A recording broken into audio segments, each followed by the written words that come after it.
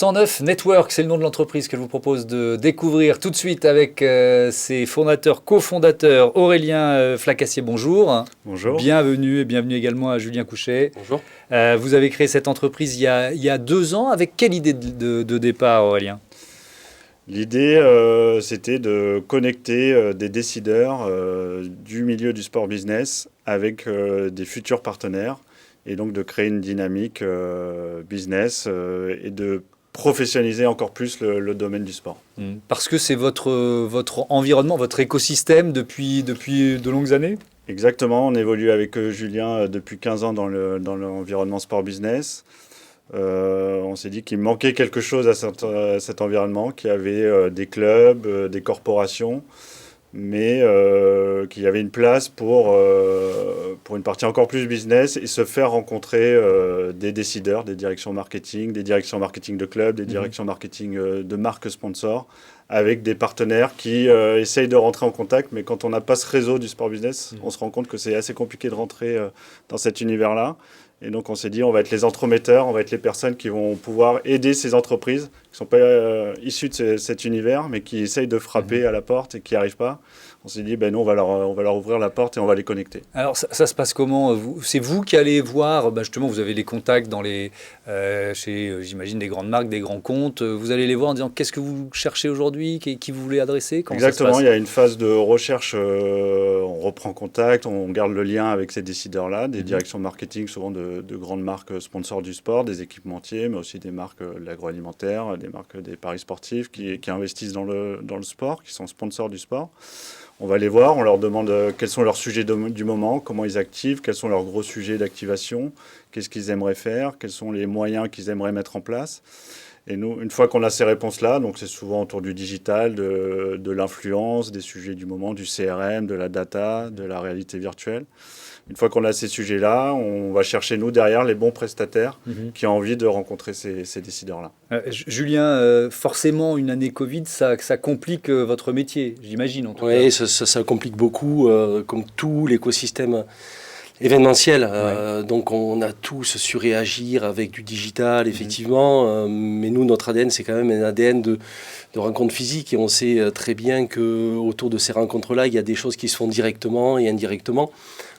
Puisqu'on crée un état d'esprit, on crée des échanges, on crée des moments qui font que ce que vous cherchiez à l'instant T peut différer de ce que vous auriez plus tard, dans le bon sens du terme, comme dans le mauvais parfois, mais en tout cas, on a vraiment accentué tout notre ADN sur la partie rencontre physique. Ouais, et malgré tout, vous avez réussi à créer un événement d'importance dans cette année 2020, c'était quoi ? Oui, le Sport Connecting Day.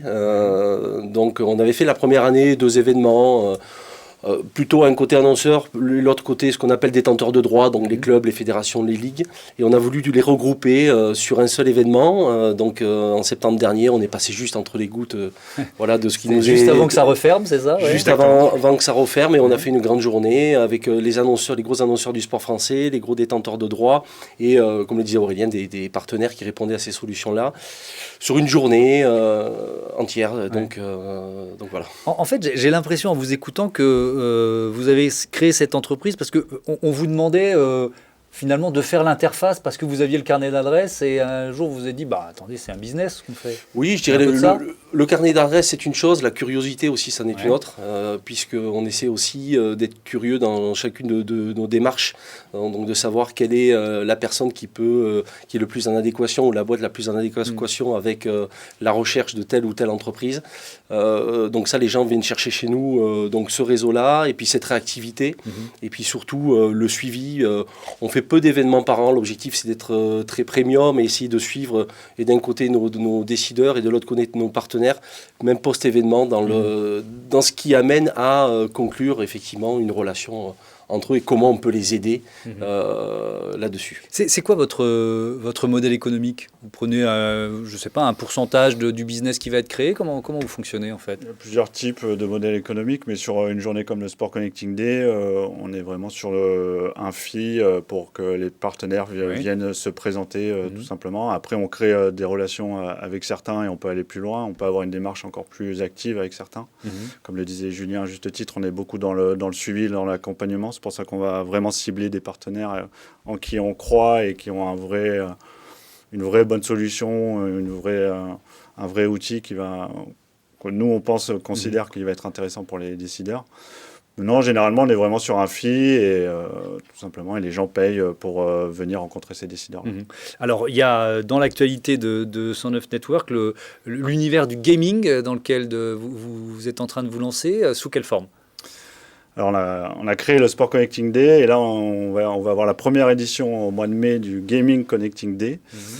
C'est le même principe, sauf qu'on se rendait compte que nos directions marketing de marque avaient un vrai sujet sur le gaming. Tout le monde en parle, tout le monde se pose des questions.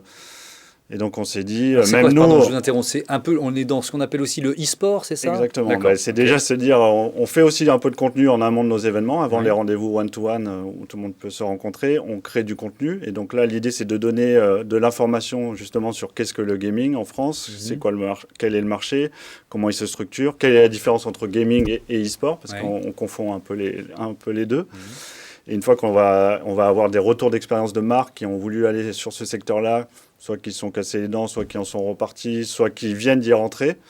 On essaie d'avoir des retours d'expérience et derrière, on fait nos rencontres avec les différents partenaires. L'idée pour nous, c'est de donner aux marques l'envie et surtout les solutions derrière pour activer. C'est-à-dire qu'une fois qu'elles ont dit, c'est une nouvelle façon pour nous d'activer les 18-25 ans, c'est une nouvelle façon d'aller toucher les jeunes.